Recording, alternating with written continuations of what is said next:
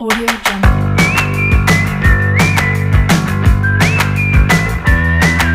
Assalamualaikum warahmatullahi wabarakatuh. Selamat pagi anak-anak. Bagaimana kabar kalian hari ini? Tentunya sehat, semangat, dan berprestasi. Anak-anakku kelas 4, hari ini kita akan belajar tentang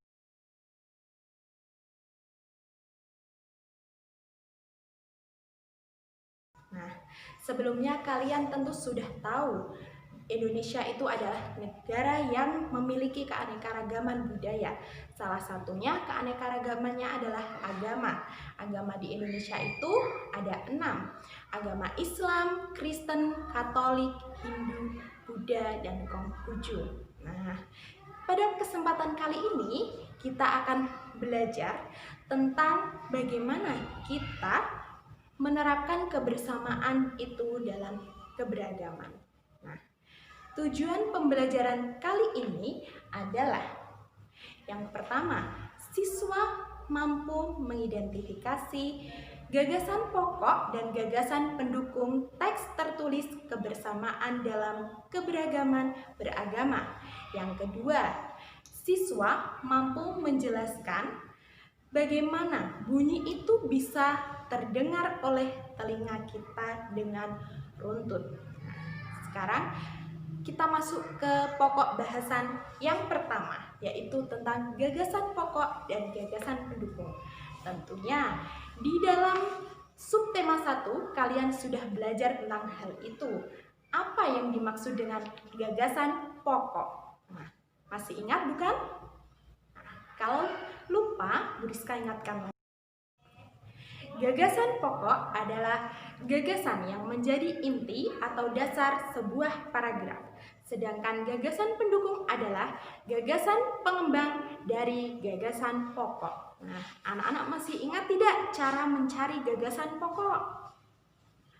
Pintar sekali. Cara mencari gagasan pokok yang pertama adalah kita harus membaca dengan cermat kalimat di dalam teks. Yang kedua, kita tentukan kalimat utamanya. Biasanya kalimat utama itu terletak di awal atau di akhir paragraf.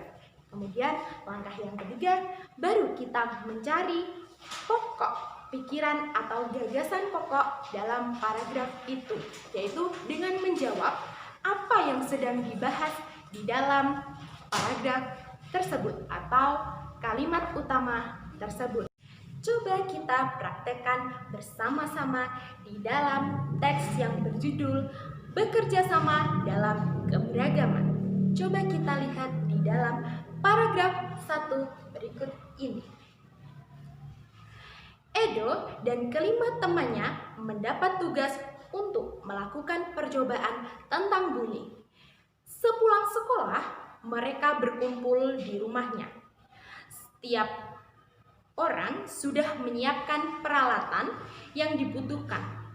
Lani dan Siti membawa beberapa kaleng yang sudah dilubangi. Udin dan Beni membawa benang kasur. Mereka berkumpul di halaman depan rumah. Keenam sekawan siap bekerja sama melakukan percobaan. Anak-anak, kita sudah melakukan langkah yang pertama, yaitu membaca kalimat dengan cermat dalam paragraf. Sekarang kita lanjutkan langkah yang kedua, yaitu menentukan kalimat utamanya. Kalimat utamanya yaitu terletak di awal paragraf yang berbunyi Edo dan kelima temannya mendapat tugas untuk melakukan percobaan tentang bunyi. Kita sudah mendapatkan kalimat utamanya. Sekarang kita tentukan gagasan pokoknya. Yang dibahas di dalam kalimat utama tersebut adalah melakukan percobaan tentang bunyi. Betul sekali. Kita belajar tentang bunyi. Sekarang bagaimana cara kita mendengarkan bunyi? Atau bunyi itu kok bisa ya sampai terdengar oleh kita? Ada yang tahu? Betul sekali. Bunyi itu bisa terdengar oleh kita karena adanya zat perantara, yaitu udara, dan kita memiliki alat indera pendengar, yaitu telinga.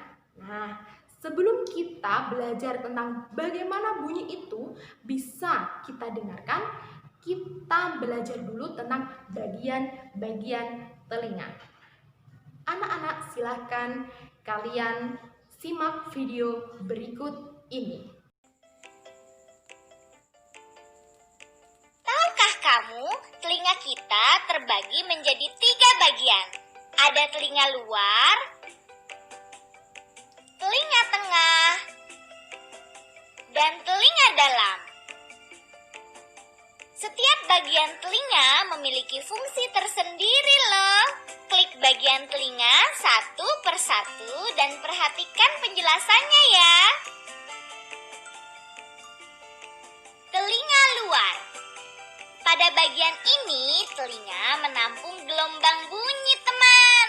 Telinga luar terdiri atas 3 bagian. Pertama, daun telinga. Selain berfungsi menangkap gelombang bunyi, daun telinga yang tersusun dari tulang rawan ini juga dapat melindungi telinga kita dari kotoran loh. Bagian kedua adalah lubang telinga. Lubang telinga ini terletak di pangkal daun telinga dan berfungsi sebagai tempat masuknya bunyi ke dalam telinga kita. Bagian ketiga adalah saluran pendengaran. Saluran pendengaran merupakan penghubung lubang telinga dengan gendang telinga. Saluran pendengaran ini berfungsi untuk meneruskan gelombang bunyi ke gendang telinga kita, teman. Klik bagian telinga satu persatu dan perhatikan penjelasannya ya. Telinga tengah. Pada bagian ini, gelombang bunyi diteruskan ke telinga dalam melalui tulang pendengaran. Telinga tengah terdiri atas gendang telinga atau membran timpani. Gendang telinga ini berupa selaput tipis yang peka terhadap bunyi loh. Gendang telinga berfungsi menerima gelombang bunyi yang ditangkap daun telinga. Gendang telinga kita akan bergetar saat menerima gelombang bunyi, teman. Tulang pendengaran. Tulang pendengaran terdiri atas tulang martil, tulang landasan, dan tulang sanggurdi. Ketiga tulang ini menghubungkan gendang telinga dengan tingkap jorong yang berada di telinga dalam. Tulang pendengaran berfungsi untuk meneruskan gelombang bunyi dari gendang telinga. Saluran eustachius merupakan saluran penghubung telinga tengah dan rongga mulut. Saluran ini berfungsi untuk menyeimbangkan tekanan udara di dalam dan di luar telinga kita. Klik bagian telinga satu persatu dan perhatikan penjelasannya ya. Telinga dalam. Pada bagian ini, gelombang bunyi diubah menjadi rangsangan bunyi. Bagian-bagian telinga dalam adalah tingkap oval. Tingkap oval atau tingkap jorong merupakan celah berbentuk lonjong yang terhubung dengan tulang sanggurdi. Tingkap oval ini berfungsi meneruskan gelombang bunyi dari tulang pendengaran ke rumah siput. Tingkap bundar. Tingkap bundar merupakan celah berbentuk lingkaran yang terhubung dengan gendang telinga. Tingkap bundar berfungsi meneruskan gelombang bunyi dari telinga tengah ke rumah siput. Koklea. Koklea atau rumah siput ini berbentuk tabung seperti cangkang, teman.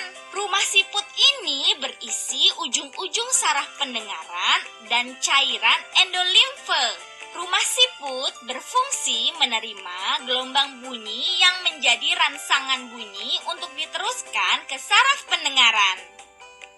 Saraf pendengaran.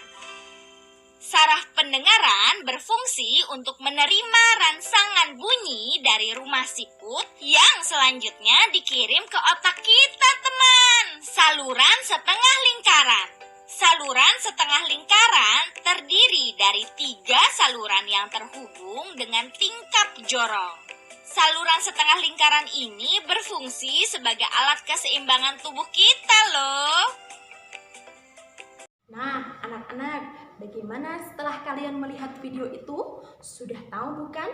Banyak sekali bagian-bagian yang ada di dalam telinga kita. Ada telinga bagian luar, telinga bagian tengah, dan telinga bagian dalam. Nah, sekarang anak-anak belajar bagaimana bunyi itu bisa terdengar oleh telinga kita. Nah, coba simak video berikut ini. Kali ini Dondo akan menemani kita belajar bagaimana cara kerja telinga kita. Kita mulai yuk. Klik gambar lonceng di layar, lalu perhatikan penjelasan cara kerja telinga kita ya.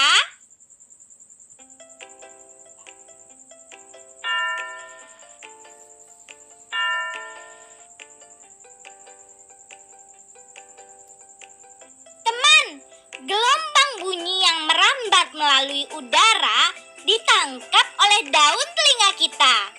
Gelombang bunyi kemudian masuk melalui lubang telinga dan diteruskan oleh saluran pendengaran kita.